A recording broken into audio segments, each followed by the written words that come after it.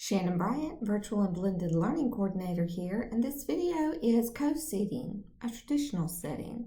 So if you're unfamiliar about what co-seating is, it is where teacher would have face-to-face students and remote students all within the same class period. On the previous video, we looked at a room arrangement, and now we're going to look at a learning structure that's probably familiar to you. It's very traditional. So let's get to it. So here you can see I've got my face-to-face students and remote students, and they are going to experience the same thing in class at the same time in this very traditional structure.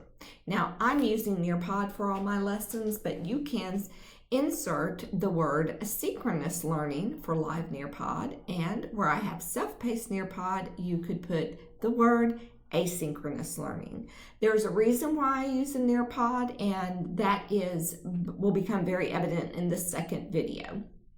Okay, so notice with this structure, you're teaching everybody the same way the first half of class. And then the second half of class, when students would be doing their independent practice, you have a section of time for students to write down their questions and to get answers to their questions.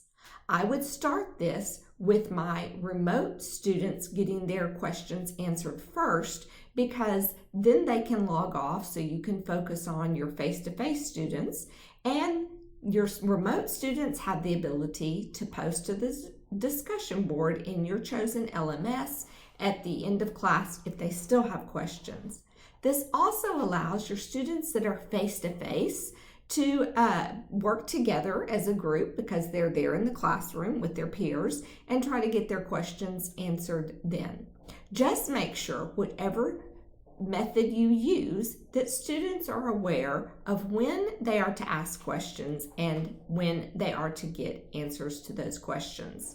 So the student-paced lesson or asynchronous learning that students might be doing, they could be doing this with a video or a Nearpod, a PowerPoint, Google Slides, Pear Deck, or a wonderful tool that I've been looking at recently called Insert Learning. It's a Google extension.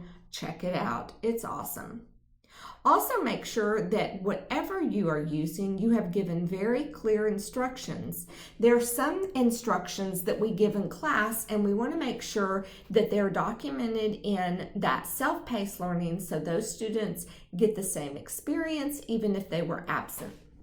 You want to wait for students to check their understanding, whether that's an answer key at the end or an answer to each individual question after they try to answer that question on their own.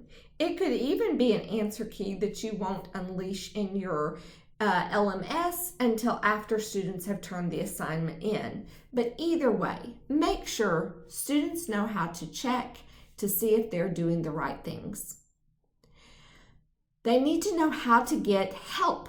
So when are you going to be answering questions? How do they pose their questions? What do I do if I'm struggling? And maybe that in struggling is with the technology that they have. So if you are working with your remote students, while they can't turn and talk to a friend, make sure that they're comfortable using private chat, because that way they can help each other as well while you're working with your students in your face-to-face classroom. The last thing to include with your student-paced lesson is any additional announcements that you would have been making in class.